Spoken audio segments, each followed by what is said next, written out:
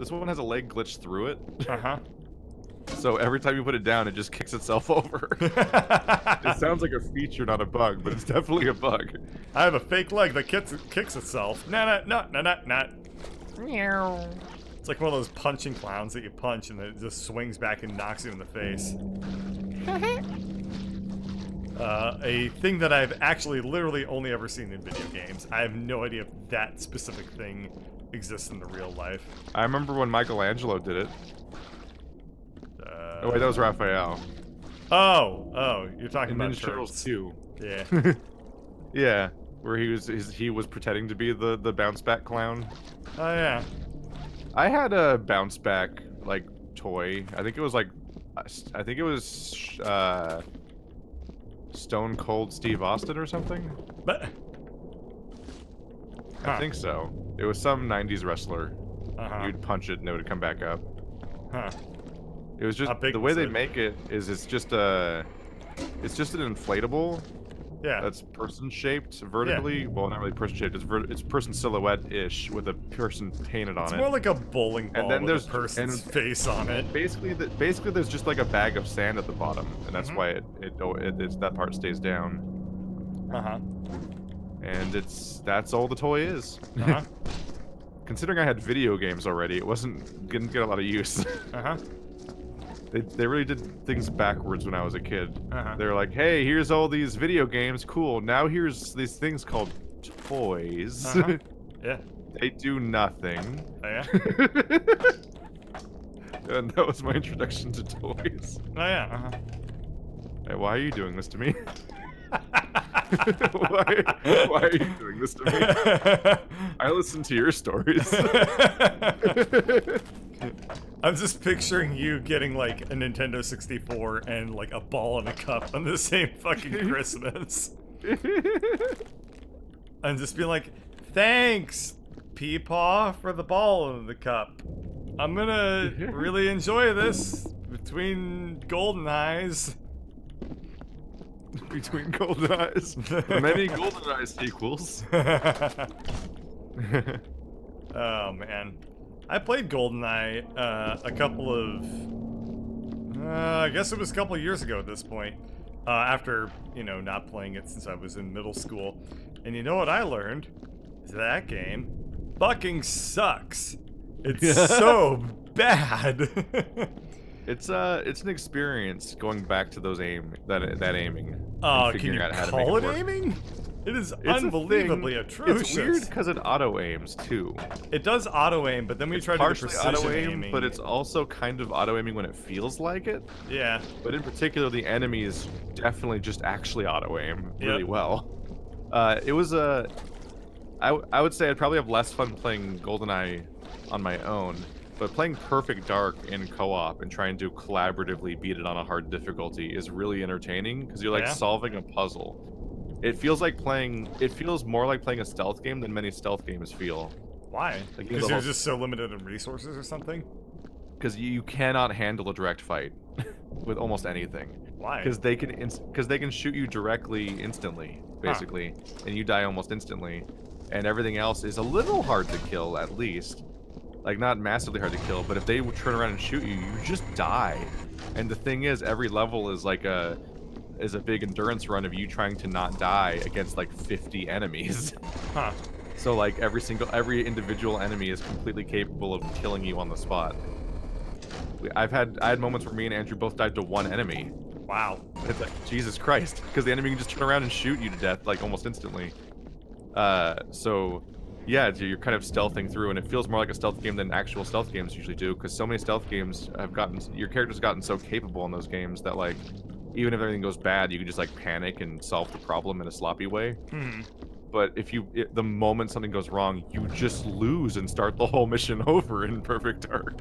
That's neat. I didn't know that. I actually have never played Perfect Dark. Oh. Yeah. That was a good challenge. Yeah, I've heard just great things about that game over the years, but I've never played it for myself. Oh, I wonder if there's online multiplayer for the... Oh, but that's on Xbox One when they made the remake. Yeah. There's an Xbox One and an Xbox 360, and you don't have either of those platforms, do you? Nope. You got so many footprints. Yeah, I know. I'm just you from the past. Yeah. But yeah, that was a real challenge. Like, and it's cool because it's old shooters, so you have objectives. Yeah. You're not like running. You're not just trying to get from back to front of a level and survive. There's a bunch of tasks you need to do reconnaissance to even learn what the task is and how to do it and stuff like that. I always That's thought like that the parameter system in GoldenEye and stuff was really, really fascinating. It's not only things that you can do, but like things that you can't do. Like you can't kill X number of civilians when you're going through the downtown of Russia in a tank. That really was like kind of the big one. But I remember, you know what game was really cool with its objectives was Siphon Filter. That was a fairly average game that I didn't like all that much, but the that sounds like a redundant name. Yeah, kinda. We need to siphon and filter it. It was like a PlayStation 1 game. It was a after all this, with all this smoke in the air, when it comes to the California water supply, we're really gonna have to siphon filter. Wow, you made that very topical. Good job. It's all I can think about. Yeah, on account of the fact that you can't think. I haven't been outside for a week. I have not been outside for a week because the sky warnings say this is bad for you.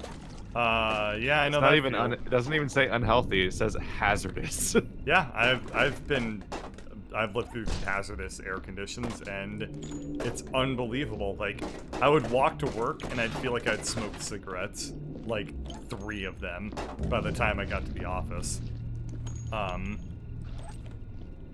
Yeah, it sucks. Do you have an air purifier? Nope. Well, that would make your life a lot more bearable. Basically, when the wildfires got really bad, I bought an air purifier, and within about 15 minutes of that thing being turned on, I felt like so much better. It really does make a very big difference.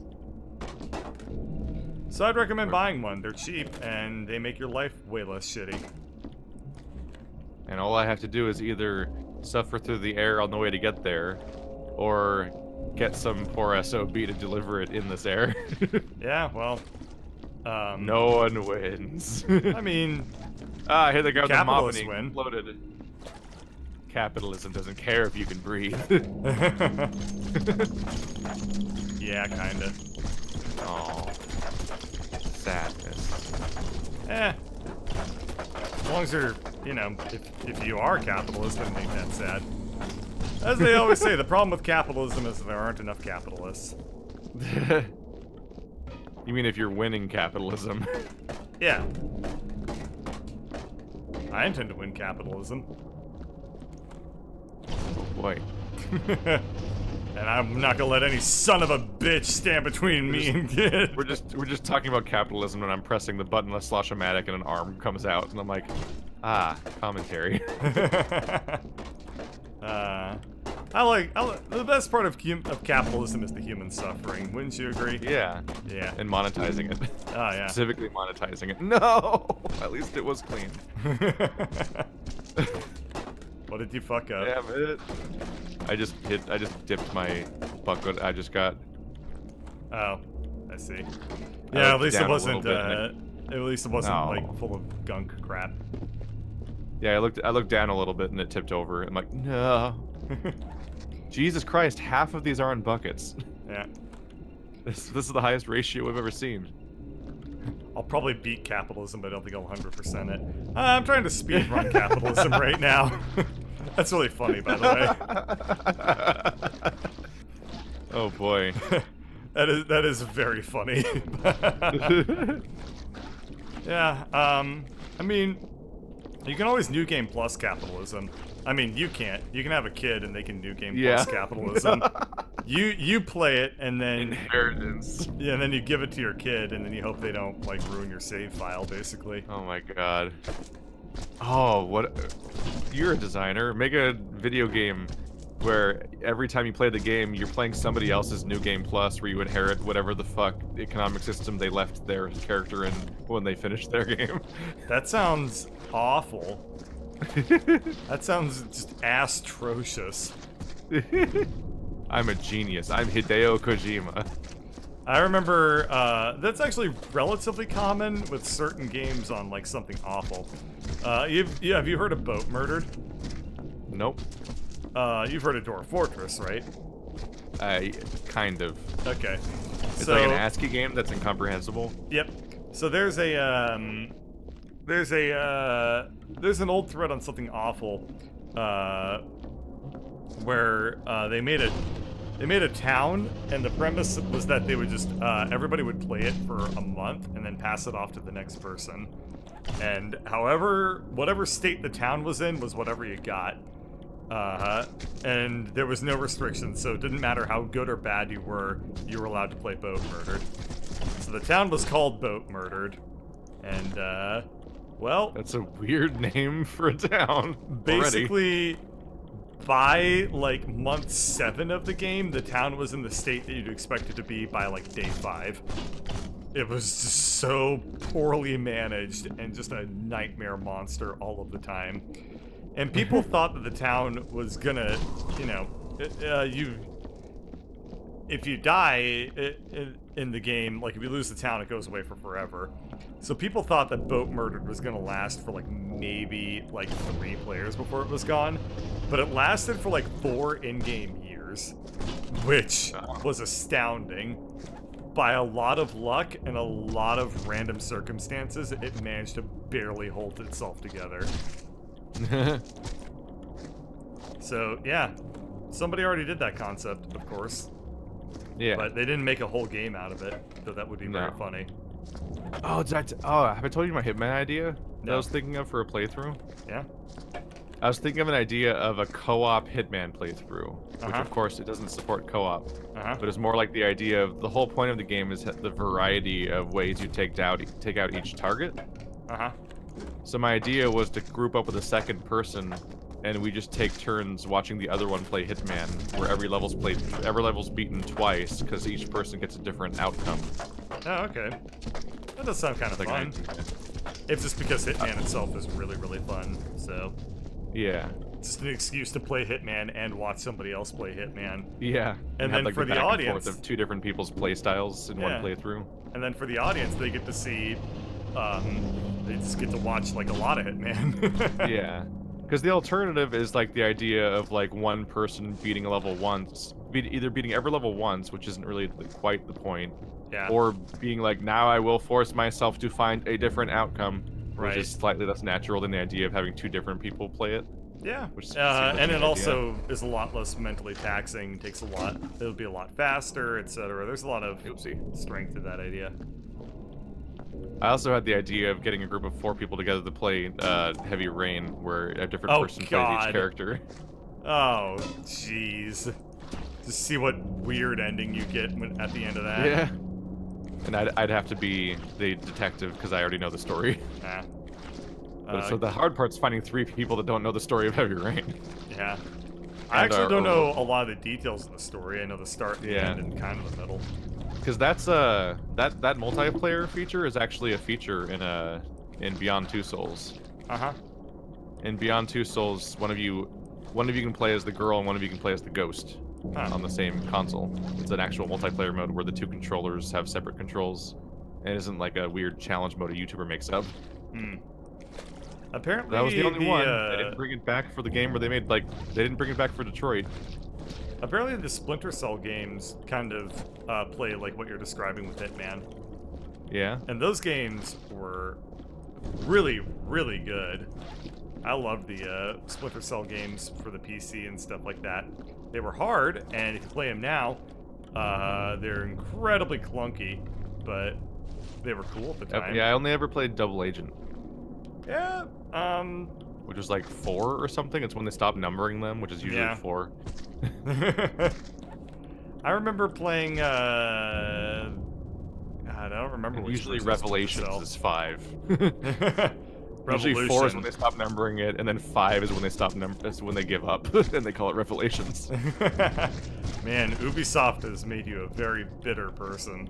They didn't even have to make it that far for some of them. Assassin's Creed 1's PSP port was called Revelation. The second Assassin's Creed game, it was called Revelation already. I knocked over my bucket. Aw. Damn it. Mr. Bucket is dead Mr. on the Bucket. ground. Bucket's a cuck. If you look I out like in the that ocean... my mental image of what that song is nothing like what the actual song is like. Question. So I actually watched it. What the fuck is a mental image of a song? The version in my head is different from the version that I actually ended up finding when I actually watched it after last session. Doesn't it just go like, I missed a bucket, put your balls in my top? Well, first of all, it's a children's toy, so it's like the usual, like, Hi, Mr. Bucket! Really? No, Yeah. no, I thought it was like... Collect all the balls! No, it's not a gremlin. it's got it. I thought it was a Mr. Bucket.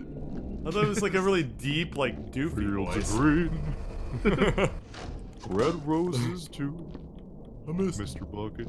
I'm Mr. Bucket. Red balls in my top. All right. Anyway. Where'd that bucket come from? Weird tablet. All right. I don't understand what you mean though when you say that that Splinter Cell plays like that. I don't know. I'm just passing on a message from my chat. You call my chat a liar? Oh. Fuck you. I was gonna say, like, I don't think there was like a hot seat mode for Splinter Cell, which is what I'm describing. Where You just called me and you called my chat a bitch. I did not take Splinter kindly Cell had to a that. really cool asymmetric multiplayer mode. Why are you not listening to me? Because you're not saying things that make sense. These are really shiny hallways we're making, by the way. Yeah, they're This is very satisfying. clean. It's satisfying to clean this place by comparison because it ends up shiny. God damn it, it's another lake. Give me a bucket. Yeah, it does. Like the floors of this room in particular are like very reflective and fun. Yeah, even the hallway is like reflecty. Yep. And so on. And it's like not like that photorealistic reflection that we get nowadays. This is very, very outdated kind of looking reflections, but it feels very fun. So, yeah. And like satisfying to look at. Yeah. I'm just sitting Anyway. here mopping these rooms, even though all the gore is still in them, just to clean. Because it's still better. Yeah. What were we saying about, okay, so, couple topics to revisit. Yeah, we've been juggling things. I'm lost. Yeah. I want to hear your mental image of Mr. Bucket. What did you think versus the reality? Yeah. It's the one we've been doing the whole time. I also didn't actually know what Mr. Bucket was as a toy. I just heard the quote from elsewhere, and it just got stuck in my head, and I kind of lost track of the entirety of like what the actual Mr. Bucket thing was, which is it's like a little. It's like a toy that he's on wheels and he like rides around, right? And then you're supposed to collect all the balls in the room and put them in the top, and if you collect all of your colored balls, you win. Yeah. Okay. And it has a little, and because there's always the weird, like vaguely sexual element in children's things that you always like, oh come on, they knew what they were doing, right? What?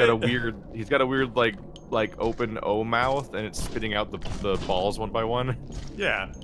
Why did you say always? Like, it's inevitable. Every children's toy. There's so many toys that have really confusing design elements where you're like, why did they do that? Like, like the. Isn't it Link that has like the giant butthole on his doll or something? Or is it his amiibo? Was it that one? I don't know what you're talking about. It's like the place if I where Google Link's giant butthole, what am I gonna find? I'm thinking of like Link or Luigi or something has like a peg that holds him on his pedestal, and it's just like means inserting a giant thing into his butt. Ultimately, because that's just what it's shaped like. Well, I know what I'm Googling in, well, whenever there's a lull in the conversation. I Googled Snarf after the last conversation. Yeah, and you gave me, like, buff, like, giant Snarf. That was not Rule 34. That was in engine. Yeah. that was a screenshot from the show where the show actually did do a giant buff Snarf. Yeah. And I'm like, well, that makes it easier. it is canon that now they have Snarf source can material. apparently Snarf does lift. Yeah, Snarf squats. Yeah. Nah, Snorf. there's sometimes like a lot of vaguely sexual things in children's media and/or toys, like Misty. Just the concept of Misty. Just Misty, you know? Even as a little kid, I was like, wow, Misty seems very inappropriate. Did you just throw a cup at me? Oh, well, I don't have a disposal thing. I'm in the come room from with the down disposal there. thing, so fuck Yeah. you. I was like, what is he doing? Preemptive fuck I don't you. understand. Preemptive fuck you? Yeah.